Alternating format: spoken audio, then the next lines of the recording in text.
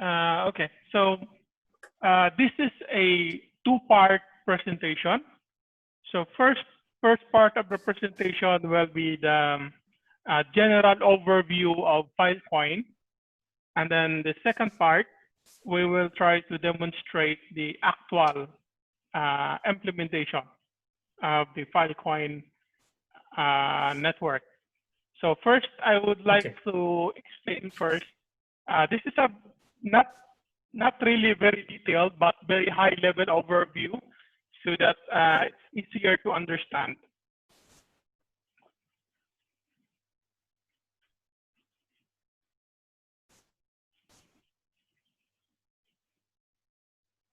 Okay. So first, before I will start on the general overview, I would like to explain first the basic idea about the Filecoin. Okay. So in Filecoin, they have a token. It's called the FIL, F-I-L. So every time you perform a transaction, you have to pay a certain token. We call this token as a FIL. So this is the name of their virtual currency, and this will be used to pay for any transaction or for performing actions on the smart contract. So basically, the Filecoin is composed of two components. One is the file storage portion using the IPFS. So I just want to emphasize, Filecoin is using a private IPFS network.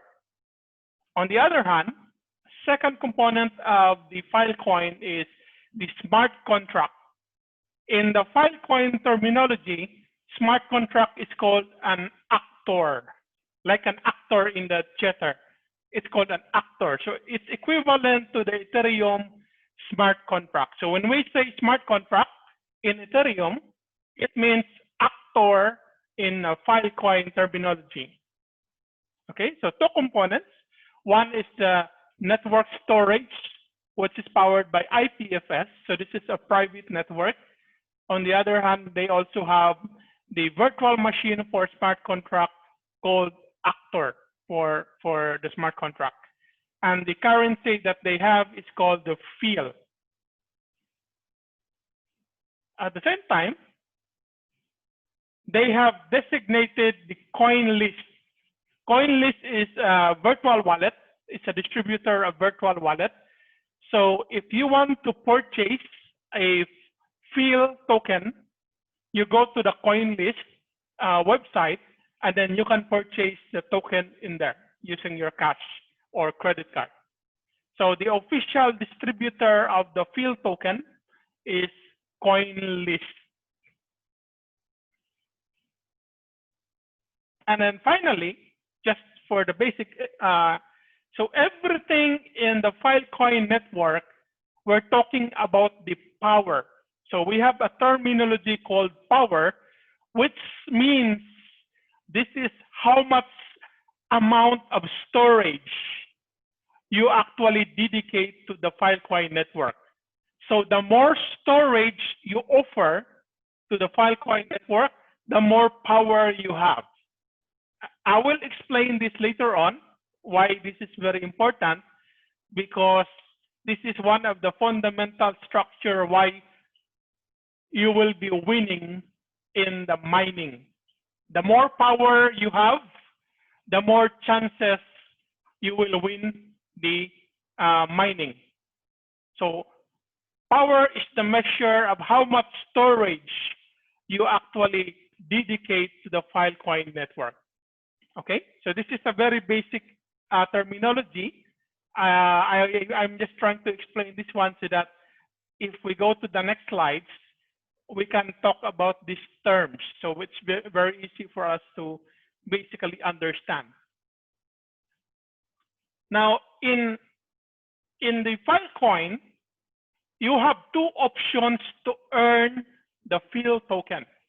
you have two kinds of mining in the Filecoin network. Okay, so sometimes we call it the Filecoin node roles, but sometimes we call it as a market. So there are two ways to earn the field token.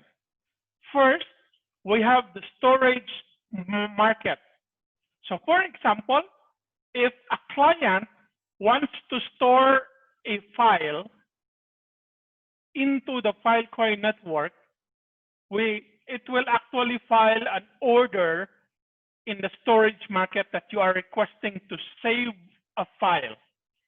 Okay, so if you are a miner and you win the mining, then you will have to dedicate a storage to store the file of the client ordering the file storage.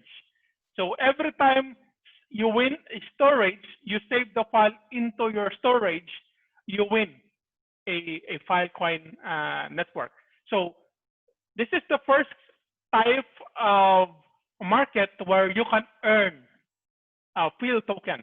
So if you win the mining, that means you are the one authorized to actually save the file into your storage. The second way to earn the Filecoin is the retrieval market. So now I will explain this a little bit briefly. So since Filecoin is using the IPFS, that means this is a distributed network. So there could be one particular node in Japan, maybe another node in Singapore, maybe another node in the US. So if somebody would like to retrieve the file, you can also earn the token. So for example, I am a client from Singapore and I would like to retrieve a file. So the best way or the best chances of me winning a token is only the Singaporean nodes can actually deliver the file faster. That means if I serve or retrieve the file, I earn also the field token. So I just want to summarize: storage of the file, you earn field token. Retrieval of the file, you also earn a token. Okay, so two ways: either you win the storage or you win the retrieval of the file. So you can earn actually both if you have a powerful setup. So it depends also on your location and also depends on the client's location. Okay, so let's just to summarize, just to give you an idea, this is how the structure works. So basically what the Filecoin network is, they have an order book. So they have a ordering system internally.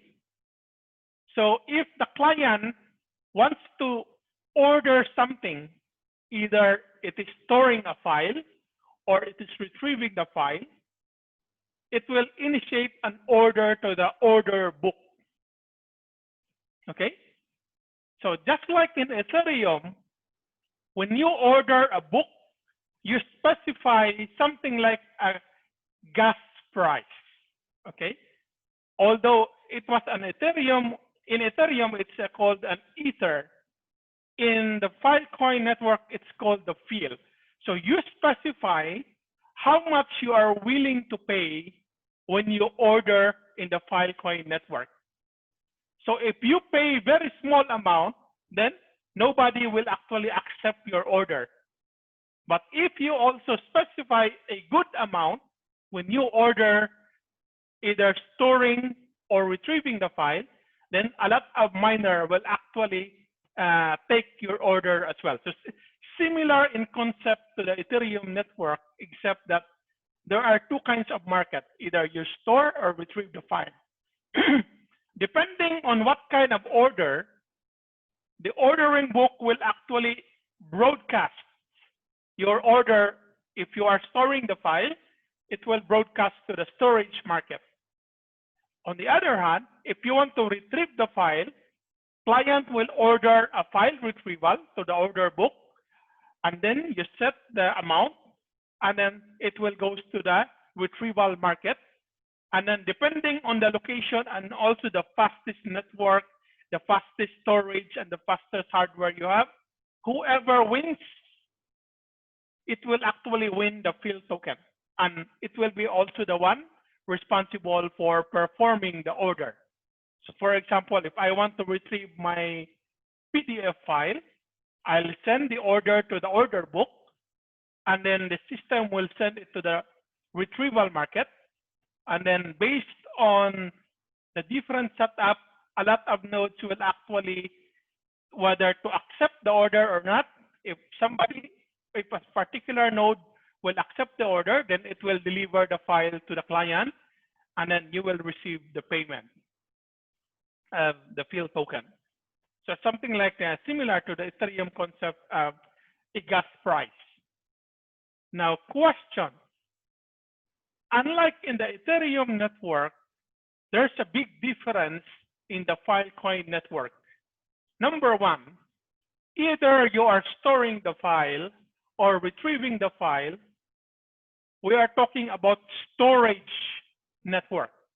So meaning, before actually I can join either the storage market or retrieval market, I have to set up a node and perform a pledge. I will explain to you what is a pledge. Okay? In the Filecoin terminology, we call it the storage commitment. So if I want to be a miner, I want to mine Filecoin, I have to commit a storage to the Filecoin network. What is storage commitment? We call it the pledge. The term pledge means I will dedicate storage into the Filecoin network for use either for storage or for retrieval. So those are two different architecture, different market, but they have the same basic concept of storage commitment. So what is really a storage commitment?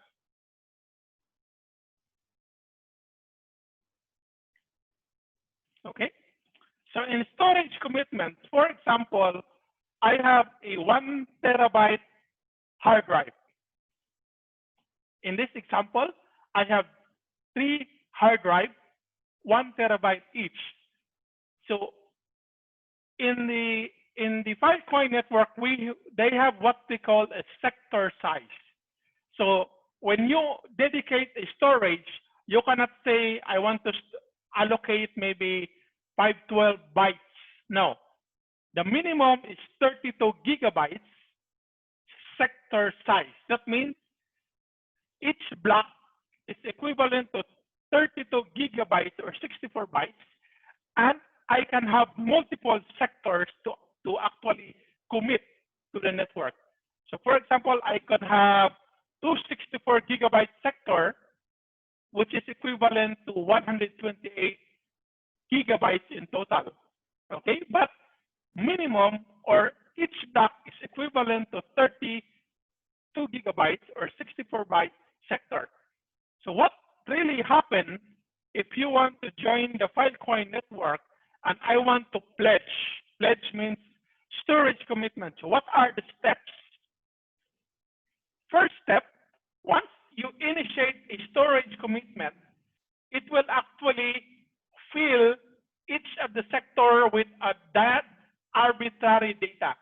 That means it becomes a use already storage by the network. So if you can look at the diagram, if I have the whole hard drive, I have several sector size, and I can actually, the system will actually fill it with arbitrary data for allocation. That means one of the reasons for that is this is a reserved sector.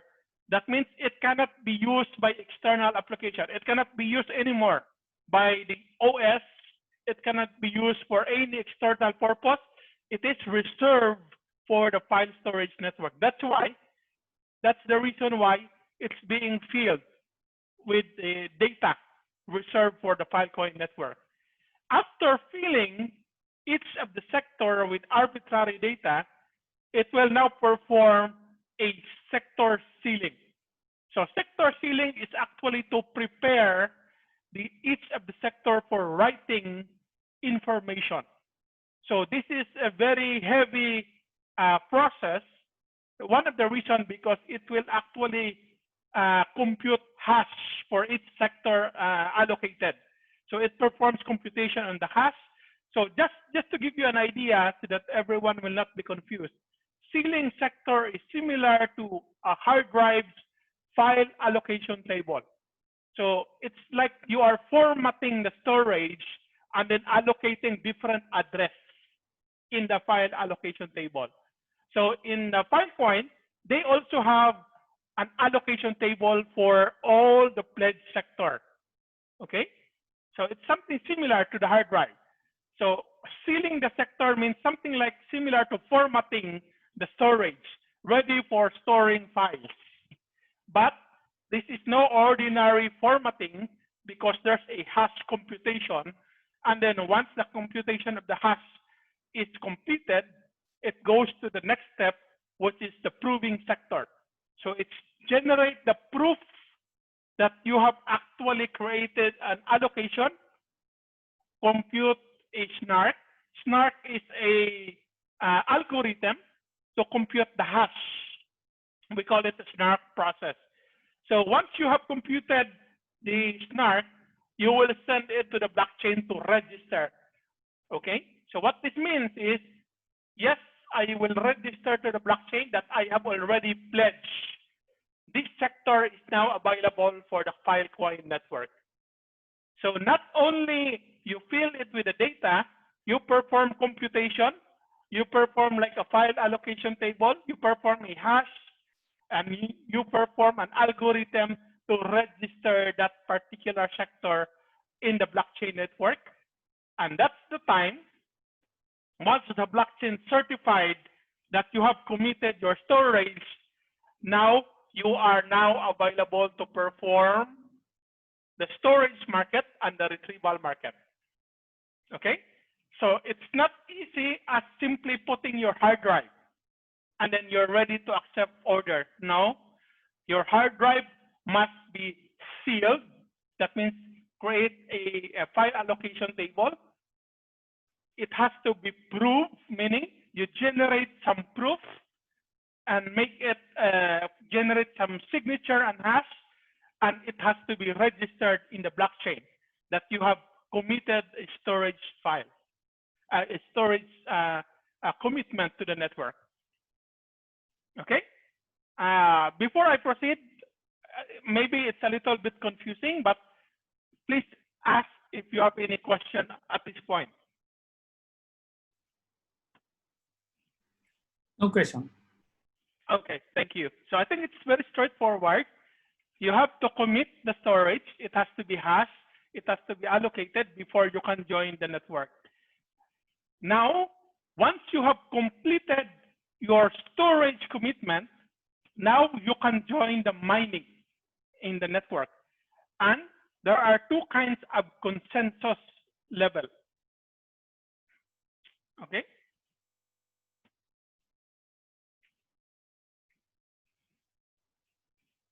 If you are mining in the retrieval market, you have, before actually you can win, the system will, so these are the consensus status. So in Ethereum, if you will notice, in Ethereum, they are using the proof of work. That means you have to compute. So it's very, very extensive. You have to compute some formula and everything. In the Filecoin network, there are two kinds. We have the proof of space-time. This is for the storage. And then there's also the proof of replication. And this is for the retrieval. So for example, if I want to earn money for the retrieval market, then I have to create a proof that I have a replicated files from the network, which is the valid hash. And I have the valid allocation table already replicated on my node before I can serve any file. Okay, so this is a consensus for retrieval, and the proof of space-time is also for the storage market. So the reason why it's called space-time, because you allocate a space for storage, and then you have to compute the snark on a specific period of time. That's why hardware is very important, I will explain later on. So let me go back to one of the diagrams here. If you will notice, once the client makes the order and then put it in the order book, and then, for example, you already win the lottery, that means you are the one. By the way, I will explain to you the chances of winning is equivalent to how much power you have. Remember, I explained earlier what is power? Power is the amount of storage I allocate to the network. So the more power I have higher chances of winning a file storage mining or file retrieval mining. But here's the thing, because of the consensus of space time, if you will notice, there's a keyword there, time. So if I win the mining, it doesn't mean that I am already guaranteed to win. The reason why it's called a lottery winning, because if I win, I have to compute a hash for storing the file. We call it the snark protocol, snark. I think I explained that earlier, snark protocol. If I have a very weak processor, or especially in the snark computation, I have a very weak GPU, the graphics processing unit. If I have a very weak GPU, I cannot compute the snark in a short span of time. Then the order will make it back to open. That means it will be assigned to other network or other miner. So you have to perform the snark computation as fast as you can, even if you already win, but it's not a guarantee that you will actually win the file token. Winning the lottery means you are allowed to perform the hash computation of the file, but if you cannot do that in a short period of time, then the system will reject and make the order open again to other miner. That's why it is very important to have very fast GPU and very fast processor and very good memory. I will show that later on. Okay. Now, okay, so hardware is very important. So what are the different roles of the different hardware? Okay.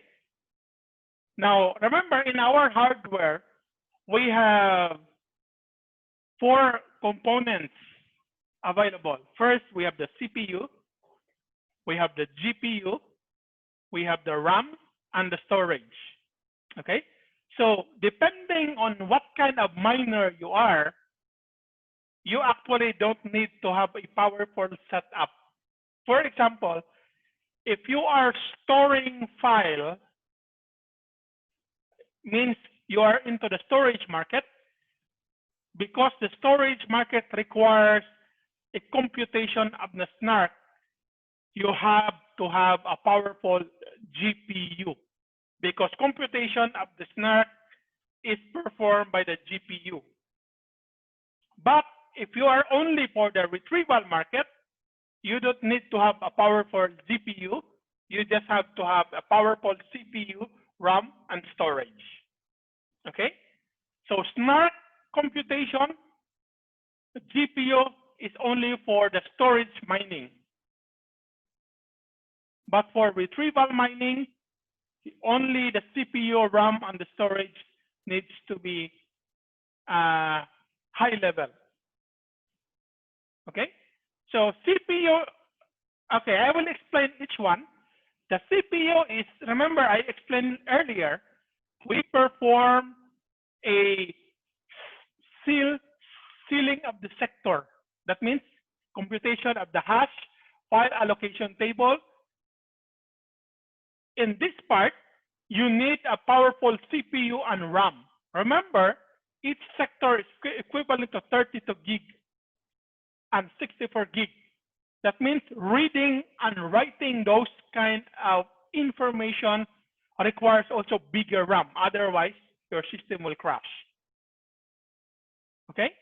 So because you are reading a large chunk of data in the RAM, you also need to have a higher RAM. Now, once you have the RAM and then you store it into the storage, it's actually the CPU that is performing the sealing process.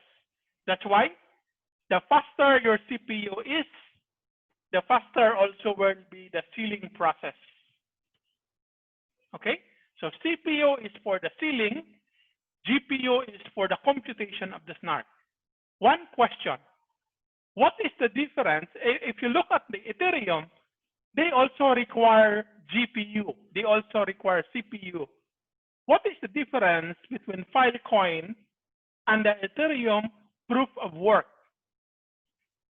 It's quite different because in Ethereum, the proof of work, before you can win, you already perform computation. That means even before winning, you have to use your GPU to compute and hope that you will be the first one to finish the computation.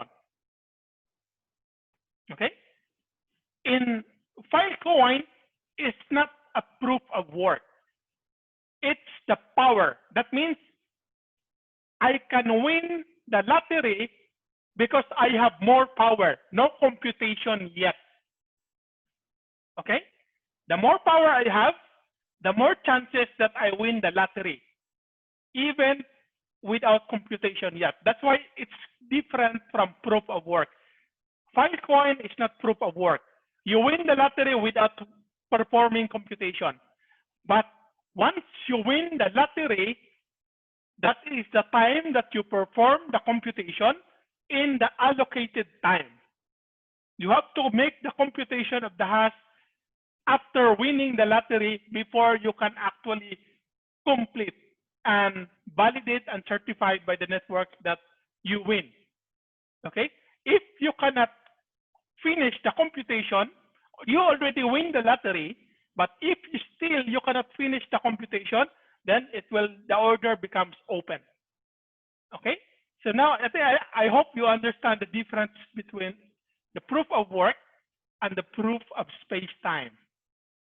In proof of work, you have to perform computation before you can win. In Filecoin, as long as you have power, meaning more storage, you can already win. But to certify and to validate and to finalize the winning, that's the time you perform the computation. But if you cannot complete the computation in a specific given time, it will be back to the order market, order book, and before it can be completed. Okay? Any question? No. Okay. So I hope it's very clear that what's the difference between proof of work and the proof of space-time, right? Just to quickly summarize, proof of work, you already perform computations before you can win.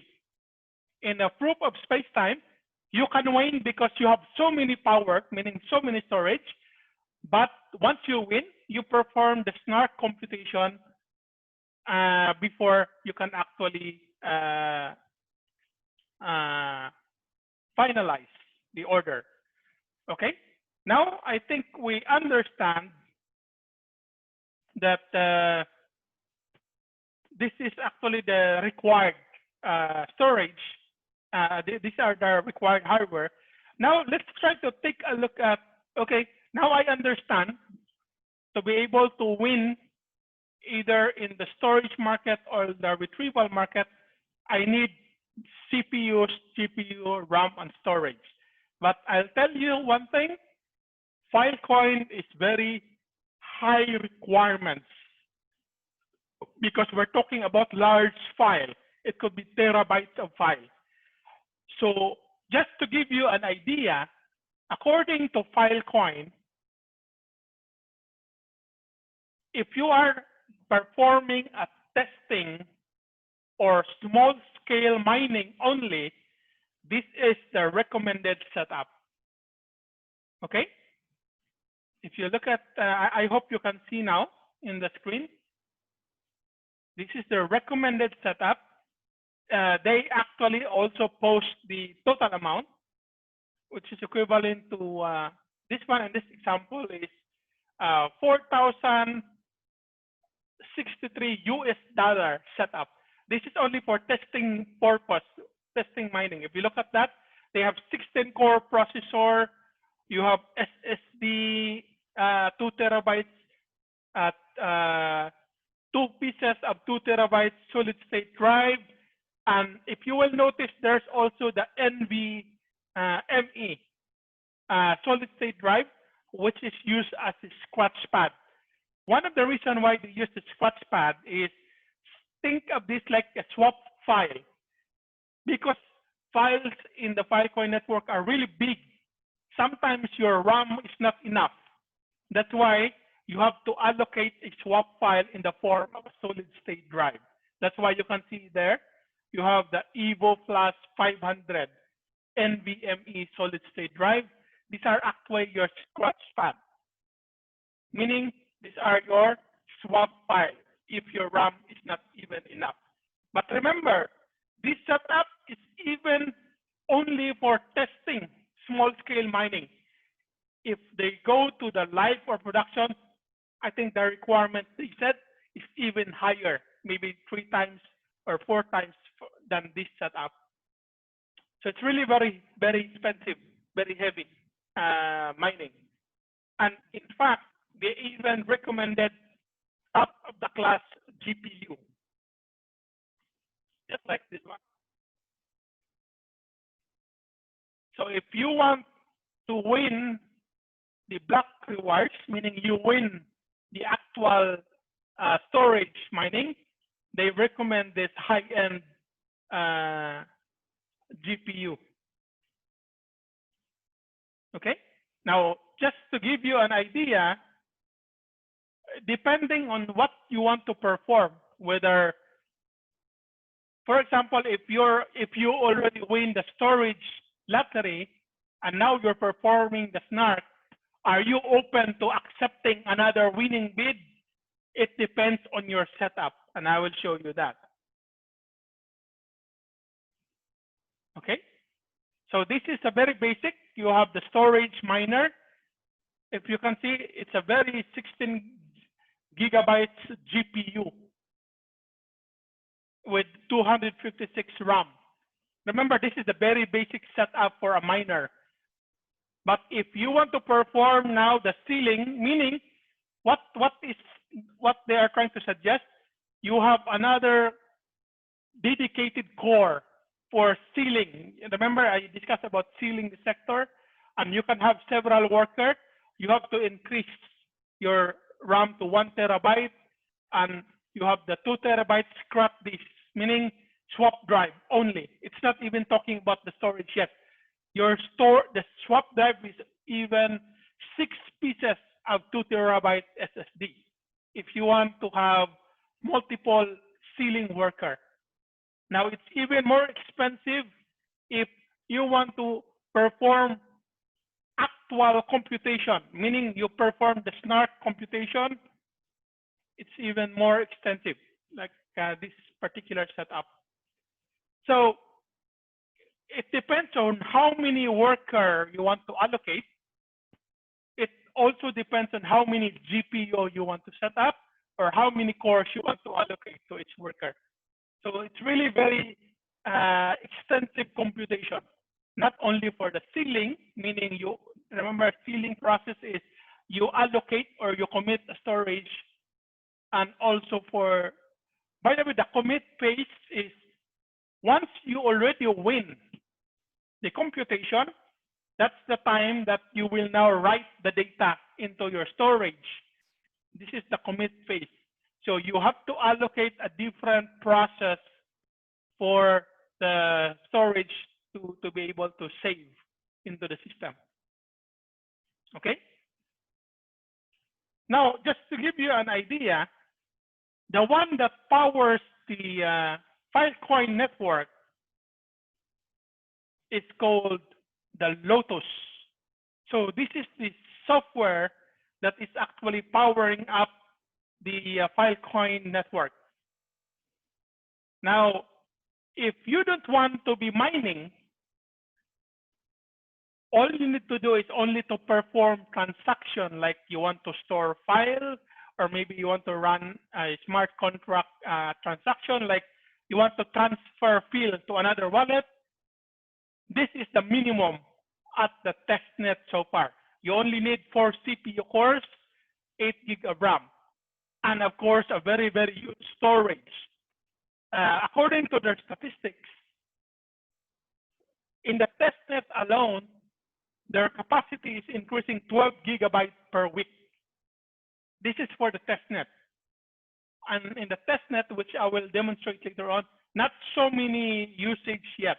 But once probably the community grows bigger, then it will be even higher increase of storage. But again, this setup is minimum at this time, and this is only for testnet. You only need 4 CPU cores and 8 GB of RAM, and very, very high storage capacity.